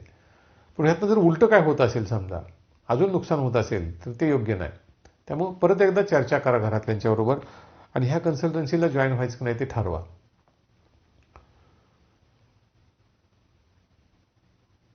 मी सांगितले की कुठल्याही प्रकारचं प्रेशर तुमच्यावर राहणार नाही. तुम्ही तुमच्या शेड्यूलची मोडतोड करू शकता, तुमचं स्वतःचं शेड्यूल तयार करू शकता, काही करू शकता. आणि त्याच पद्धतीने मी सांगितले की जबाबदारी पण आमची कुठली राहणार नाही. तर अशा पद्धतीने हे सगळं कन्सल्टन्सीचं काम पुढं होत राहणार आहे. आपला एक जो ग्रुप आहे, सिन्नरचा ग्रुप आहे नाशिकमधला, तो ग्रुप इथून पुढे आपण कायमस्वरूपी बंद करून टाकतोय. काही कारणासाठी त्या ग्रुपमधले किंवा तो ग्रुप आता आपण डिलीट करून टाकतोय, कायमस्वरूपी बंद करून टाकतोय. त्याचबरोबर काही ग्रुप एकमेकांमध्ये मिक्स केले जातील, तर त्याची सगळी माहिती मी तुम्हाला वेळोवेळी देत राहील. तुम्हाला आता उद्यापासून तुमचं रजिस्ट्रेशन परत चालू करायचं आहे, री-रजिस्ट्रेशन. जे जुने आहेत त्यांचं, नवीन असतील त्यांनी फ्रेश रजिस्ट्रेशन. तर रजिस्ट्रेशनसाठी माझ्या 97च्या नंबरवर तुम्ही कॉन्टॅक्ट करायचे आहेत मला. ह्या सगळ्यामध्ये अजून काही डाऊट तुमच्या मनामध्ये असतील, काही शंका तुमच्या मनामध्ये असतील, तर तुम्ही मला पर्सनल फोन करा उद्यापासून. ते डाऊट सगळे काढायचा मी प्रयत्न करतो. परंतु मनामध्ये कुठली शंका घेऊन या कन्सल्टन्सीला अटॅच होऊ नका. आम्हाला किती मेंबर घ्यायचे कन्सल्टन्सीमध्ये ह्याला लिमिटेशन्स आहेत. तुम्ही लोक आमचे पैसे भरणार आहात म्हणून, पैसे मिळतात म्हणून आम्ही 1000 लोक आणि 2000 लोक जर घ्यायला लागलो तर ते योग्य राहणार नाही. काय ह्याचं कारण आहे की माझा कन्सल्टन्सीचा जो बेस आहे ना, जो पाय आहे, तो पिट्युल अनालिसिसवर आहे, सॉइल अनालिसिसवर आहे. आणि हे मातीचं परीक्षण आणि पानदेटाचं परीक्षणाच्या आधारावर मला तुम्हाला तुमच्या प्लॉटची, प्रत्येक प्लॉटची शेड्यूल तयार करून द्यायचे आहेत 1.5 महिन्याचे. आणि हे भरपूर मोठं काम आहे. जर माझे सगळेच क्लायंट, समजा मी 2000 क्लायंट अटॅच करून घेतले, 1000 क्लायंट अटॅच करून घेतले आणि प्रत्येक क्लायंटचे परत 2-2, 3-3 प्लॉट असणार आहेत. प्लॉटची संख्या वाढली नाही. सगळेच क्लायंट जर म्हणले की आम्ही सगळेजण पीटीओल करणार आहे आणि सगळेजण सॉइल अनालिसिस करणार आहे, तर मी किती जरी प्रयत्न केला तर ते लिहू शकत नाही किंवा त्याचे शेड्यूल तयार करू शकणार नाही, कारण मला वेळेचं बंधन आहे. त्यामुळे आपण एक टार्गेट ठेवलेलं आहे की जे लोक आपल्याला अटॅच होतील त्यापैकी 70-80% लोक पीटीओल अनालिसिस करणार आहेत, सॉइल अनालिसिस करणार आहेत. एक 20-30% लोक करणार नाहीत. तर ते 70% लोक जे पीटीओल अनालिसिस करणार आहेत, सॉइल अनालिसिस करणार आहेत, तर आपण किती लोकांचं किती प्लॉटचं लिहू शकतो याचा एक अंदाज घेऊन आपण एका ठराविक लिमिट नंतर रजिस्ट्रेशन बंद करणार आहे. बऱ्याच वेळा असं होतं की मागच्या वर्षी आम्ही बघितलं, त्याच्या मागच्या वर्षी पण बघितलं की पहिल्या 4-5 महत्वाच्या मीटिंग होऊन जातात एप्रिल कटिंगच्या, आणि मग काही लोक म्हणतात की आम्हाला अटॅच करून घ्या. तर तसं अटॅच करून घेतलं जाणार नाही, कारण त्या महत्वाच्या मीटिंग संपलेल्या असतात. पुन्हाच ते रिपीट करणं अशक्य होऊन जातं. त्यामुळे येणाऱ्या 15-20 दिवसामध्ये जेवढे रजिस्ट्रेशन होतील तेवढेच रजिस्ट्रेशन फायनल असतील. आमच्या डोक्यामध्ये जो एक आकडा आहे रजिस्ट्रेशनचा, तो आकडा जर ओलांडायला लागलं तर त्या ठिकाणी रजिस्ट्रेशन बंद करून टाकले जातील. जास्त लोड घेतला जाणार नाही. कारण आम्ही जर एक्स्ट्रा लोड घ्यायला लागलो आणि आम्हाला ते जर काम उरकणं समजा, तर आम्ही तुम्हाला व्यवस्थितपणे न्याय देऊ शकणार नाही. आणि घाई गडबडीत केलेलं काम हे प्रॉब्लेमॅटिक 100% राहतं. त्यामुळे तुमच्या हातामध्ये येणारे 10 ते 15 दिवस आहेत. 15 ते मॅक्सिमम 20 दिवस. 20 दिवसामध्ये तुमचं रजिस्ट्रेशन पूर्ण करा, तुमची फीज पूर्ण करा आणि त्यानंतर तुमचं कन्स्ट्रक्शन व्यवस्थितपणे ग्रुपचं तयार करून तिथून पुढे आपल्या मीटिंग चालू होऊन जातील. मग ह्या 15 दिवसांमध्ये येणाऱ्या मीटिंग होणार नाहीत का? तर होणार, आणि त्या तुमच्यासाठी फ्री असणार आहेत. तुम्ही त्या मीटिंग बघू शकणार आहे. पण 2 मीटिंग होऊन जातील, एक सोमवार मंगळवार आणि पुढचा सोमवार मंगळवार, अशा 2 मीटिंग होऊन जातील. म्हणजे एकूण 4 म्हणू आपण, सोमवारची एक, मंगळवारची एक आणि त्याच्या पुढच्या सोमवारची एक, मंगळवारची एक, एवढ्या मीटिंग होतील. आणि त्यानंतर मग जुने ग्रुप सगळे बंद करून टाकले जातील आणि मग नवीन ज्यांचं रजिस्ट्रेशन झालेलं आहे त्यांना त्या ग्रुपमध्ये परत अटॅच करून नवीन ग्रुप तयार केला जाईल. परंतु मी मागाशी सांगितल्याप्रमाणे आपल्याकडे जो सिन्नरचा ग्रुप आहे, हा सिन्नरचा ग्रुप आपण कायमस्वरूपी बंद करायचा निर्णय घेतलेला आहे. तर रजिस्ट्रेशन चालू करून द्या उद्यापासून. त्याच्याविषयी काही शंका असतील तर मला फोन करा पर्सनल, मीच ते समजावून सांगायचा प्रयत्न करतो आणि मगच तुम्ही निर्णय घेऊन रजिस्ट्रेशन करायचं आहे. तुर्तास आपण आता इथे थांबतोय आणि कदाचित 28 तारीख किंवा 1 तारखेला आपल्या पहिल्या मीटिंग चालू होऊन जातील. वेळ भयंकर कमी आपल्या हातामध्ये. ज्यांना ह्या मीटिंग पुढच्या ऐकायच्या आहेत, नवीन लोकांना, त्यांनी पटापट रजिस्ट्रेशन केलं पाहिजे. जुन्या लोकांना काय उद्या जरी मीटिंग म्हटलं तर ते ऐकता येणार आहे, कारण आपण आपले ग्रुप आता 15 दिवसासाठी आहे तसे ठेवणार आहे. ते काय बंद करणार नाही. फक्त सिन्नरचा ग्रुप मात्र उद्यापासून कायमस्वरूपी डिलीट केला जाईल, कायमस्वरूपी बंद केला जाईल. तर रजिस्ट्रेशन करूया. तुमचे काही प्रश्न असतील तर मला तुम्ही मोबाईलवरनं विचारा, फोनवरून विचारा. 28 तारीख किंवा 1 तारखेला आपली एप्रिल कटिंगची पहिली मीटिंग कन्सेप्ट क्लिअरिंगची चालू होऊन जाईल. तुर्तास आपण आता इथे थांबतोय.